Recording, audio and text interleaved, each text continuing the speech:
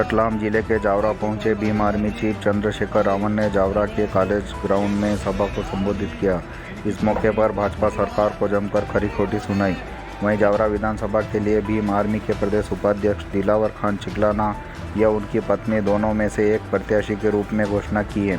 वहीं उन्होंने कहा कि हम मध्य प्रदेश की 230 विधानसभा पर अपनी आजाद समाज पार्टी के प्रत्याशी उतारेंगे। मैं अपने साथियों से पूछना चाहता हूं, जावरा में हम पे दो ऑप्शन है, एक दिलावर खान और दूसरे इनकी पत्नी जो इनसे भी ज्यादा क्रांतिकारी है, मजबूत है, हमारी बहन है। आप तय कर लो दोनों में से किसे लड़ाना चाहते हो, चाहे दिलावर को और चाहे इनकी पत्नी को। मैं खुद आके सामंतवाद की इस नगर, इस धरती में सामंतवाद की जड़ों को काटने के लिए एक एक गली जाकर इनके चुनाव में प्रचार करूंगा और इनको यहां से विधानसभा भेजने के लिए पूरा दमखम लगाऊंगा। और मैं मानता हूं कि जब आपके बीच का व्यक्ति विधायक बनेगा, आपको किसी की मदद की जरूरत नहीं पड़ेगी। वो इतना ताकतवर हो जाएगा कि हर अन्याय के खिलाफ मजबूती से आपके लिए लड़ेगा, 24 घंटे तैयार रहेगा। और इन सबके पीछे चंद्रशेखर आजाद खड़े हैं, ये बात आप याद रखना। मध्य प्रदेश की सरकार भी हमारा जन जानती है, जो हमने 12 फरवरी को भोपाल में दिखाया, और केंद्रीय सरकार भी हमारा बल जानती है।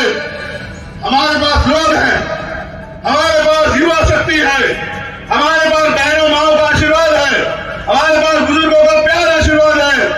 हमने 21 जुलाई को दिल्ली को बताया था कि हम कितना दम रखते हैं और आगे हम लोग लगातार मेहनत करेंगे। मैं अपने भाइयों से कहना चाहता हूं, जिन्होंने 5 साल ना धूप देखा, ना छांव देखी, ना आंधी देखी, ना बरसात देखी, ना किसी भी तरह की मुसीबत, कोई भी परेशानी आपका रास्ता रोक पाई। 5 साल आपने संघर्ष किया, 2 महीने दम लगा के संघर्ष करो, गांव गांव जाओ, माओ को, बहनों को, बुजुर्गों को, बच्चों को समझाओ कि अपनी वोट को किसी और को मत सौंपो। वोट 2 धारी तलवार है, अगर किसी और को दी और वो आपका हितैषी नहीं, तो अधिकार मिलने के बजाय आपके अधिकार नष्ट हो जाएंगे और आपको अपमान का जीवन जीना पड़ेगा। और अगर अपनों को दी जो आपके लिए खड़े हैं, तो आपके अधिकार भी सुरक्षित रहेंगे और नए कानून भी बनेंगे।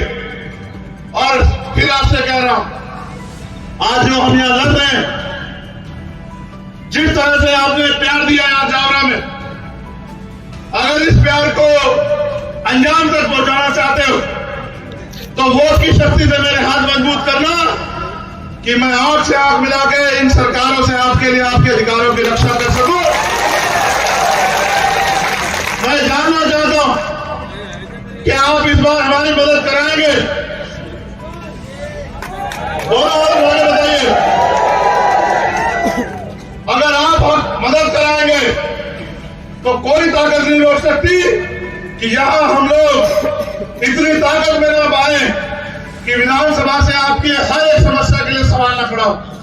और ये सदन है इसलिए, ये वहां बैठ के पैसा कमाने के लिए नहीं है, ये सदन इसलिए कि वहां से आपके हितों के लिए सवाल खड़े हो और आपके हितों की रक्षा हो और आपके लिए कानून बने। मैं उन भाइयों का भी धन्यवाद दूंगा।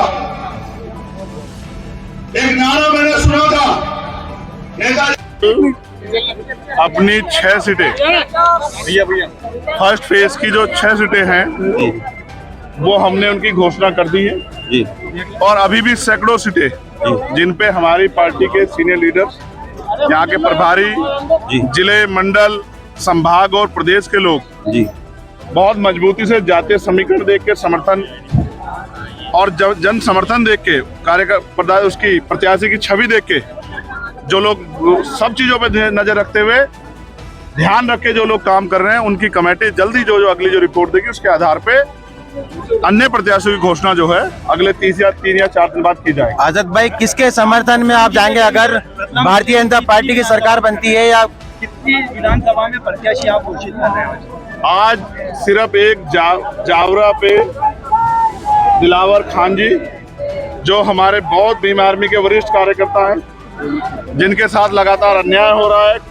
परसों भी उनके घर पे जिस तरह से एक बड़ी भीड़ ने हमला किया और 2 घंटे तक पुलिस चैन की नींद सोती रही, उससे स्पष्ट होता है कि आप मुस्लिम समाज के लोगों पे, चाहे मध्य प्रदेश के स्तर पे, और जिस तरह से संसद में पूरे मुस्लिम समाज को अपमानित करने का काम जो है भारतीय जनता पार्टी के सांसदों द्वारा किया गया, ये एक सोची समझी साजिश है प्रदेश और देश के मुस्लिम समाज के लोगों को कमजोर करने की।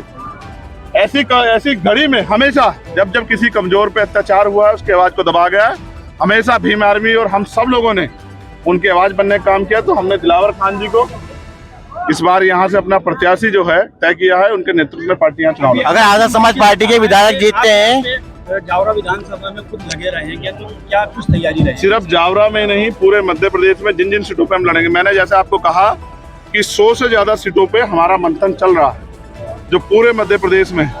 और जैसे ही प्रभारी और प्रदेश के अध्यक्ष और संभाग के हमारे नेतागण हमारी चुनावी लिस्ट को फाइनल कर देंगे, पार्टी के सेंट्रल ऑफिस से वो जारी हो जाएगी।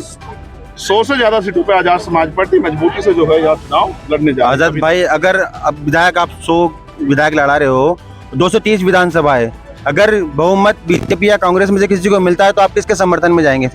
अगर बहुमत किसी को मिल जाएगा साथी, फिर तो किसी की जरूरत नहीं पड़ेगी। लेकिन अगर सीटें कम हुई आप तो ये समझो मेरी बात को, सरकार तो यहाँ पहले भी बनी है, लेकिन हम ये जो चुनाव लड़ रहे हैं जनता की आवाज बनने के लिए लड़ रहे हैं। जब चुनाव का रिजल्ट आएगा तब हम लोग उस परिणाम पर देखेंगे। चुनाव के जरिए जो मुद्दे आज तक सरकारों की नजरों से अछूते रहे, जिन क्षेत्रों में कभी सरकार के लोगों ने जाके नहीं देखा, सबकी सरकार रही, जो लोग आज भी अन्याय, अत्याचार, जुल्म जाति सह रहे हैं तमाम तरह से। महिलाओं को 200 रुपए में की दिहाड़ी में क्या होता है? अगर मुख्यमंत्री सशक्त करना चाहते महिलाओं को तो रोजगार देते। 1250 रुपए चुनावी जुमले के रूप में देके 18 साल हो गए आपको राज करते, अब तक आपको क्यों नहीं याद आई थी?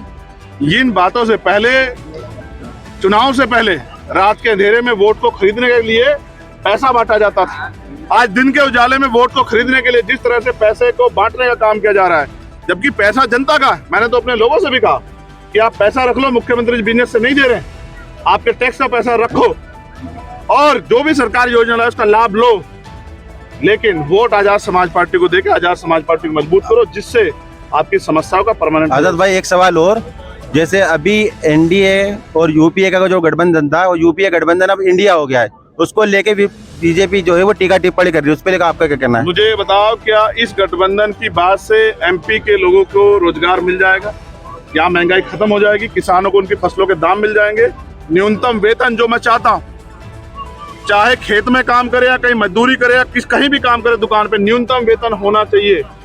उससे कम वेतन में किसी को, क्योंकि महंगाई बढ़ रही है, और अच्छे स्कूल बने, अच्छे हॉस्पिटल बने, अच्छी सड़कें बने, और 52% ओबीसी को 52% आरक्षण मिले।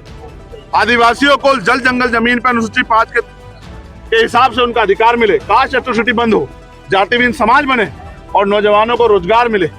महिला सशक्त हो, महिलाओं को रोजगार मिले, महिला सुरक्षा हो, जिसमें मध्य प्रदेश फेल नजर आता है।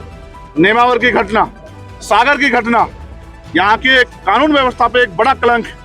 इसलिए मैं अधिकारी कर्मचारियों से भी कहूंगा कि वो सरकार के प्रलोभन में नहीं, सरकार के इशारे पे नहीं, सामंतों के इशारे पे नहीं, अपने संवैधानिक जो जिम्मेदारी है उनका निर्वहन करने के लिए जन सेवक के रूप में कार्य करें। दोनों पार्टियां, जो बड़ी पार्टियां हैं, दोनों अपने अपने स्तर पे यात्राएं निकाल रही हैं। कोई आक्रोश यात्रा निकाल रही है तो कोई जन आशीर्वाद देने के लिए।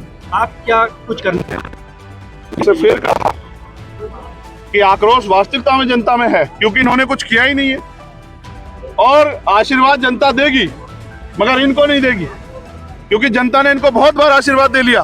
परिणाम क्या निकले? जनता ने बीजेपी को हटाने के लिए कांग्रेस की सरकार बनाई, और कांग्रेस के लोग अपने निजी स्वार्थ में भारतीय जनता पार्टी में मिल गए। तो आप ये बताओ, भविष्य में क्या गारंटी है कि अगर जनता ने बीजेपी को हटाने के लिए वोट किया तो फिर बीजेपी की सरकार नहीं आएगी? क्योंकि बीजेपी सत्ता के दम पे श्याम दाम दंड वे सब चीजों का प्रयोग कर रही है, विधायक खरीद रही है। ऐसे में ना बिकने वाले विधायकों की जरूरत है, और भीम आर्मी कार्यकर्ताओं ने मेहनत की है। हम अपने कार्यकर्ताओं के जरिए यहाँ मजबूत विधायक देंगे, जो ना बिकेगा और जो जन समस्या पर ना झुकेगा, जिसका काम होगा जनता के लिए लड़ना, और जो सवाल खड़े करेगा जन समस्याओं पे और सरकार को जवाब देना पड़ेगा। दोनों पार्टियों में से अगर कोई आपको शामिल करता है तो क्या सोचेंगे आप, क्या सोच रहे हैं? हम जनता में शामिल है और बाकी जो फैसला होगा वो पार्टी की सीनियर लीडरशिप का होगा। नहीं, अभी इस पे चर्चा करने के लिए आप पार्टी के सीनियर लोगों से बात कीजिए। यहाँ के जो उनका आदेश होगा, हमारे यहाँ आदेश ऊपर से नहीं आते, जो पार्टी यहाँ तय करेगी हम उस पर काम करेंगे और जो पार्टी के प्रभारी अध्यक्ष और नीचे के लोगों का फैसला होगा उन लोग उसको मानेंगे। लगभग कब तक आपके उम्मीदवारों की घोषणा हो जाएगी? मुझे लगता है इसी महीने में हमारे मैक्सिमम उम्मीदवारों की घोषणा हो जाएगी और हम लोग चुनाव मजबूती से लड़ेंगे, क्योंकि 12 फरवरी को भोपाल में जब हम इकट्ठा हुए लाखों की संख्या में, हमने सरकार के आगे अपनी समस्या रखी। सरकार ने ये समझ के कि ये समस्या उनके लिए समस्या ने उनको इग्नोर कर दिया। तो जब सरकारों ने हमें इग्नोर कर दिया तो हमारे लोग भी इस बार ऐसी पार्टियों को, सरकारों को इग्नोर करेंगे। और संविधान बचाने के लिए मैं लोगों से अपील करूंगा कि आजाद समाज पार्टी के पक्ष में वोट करें। धन्यवाद।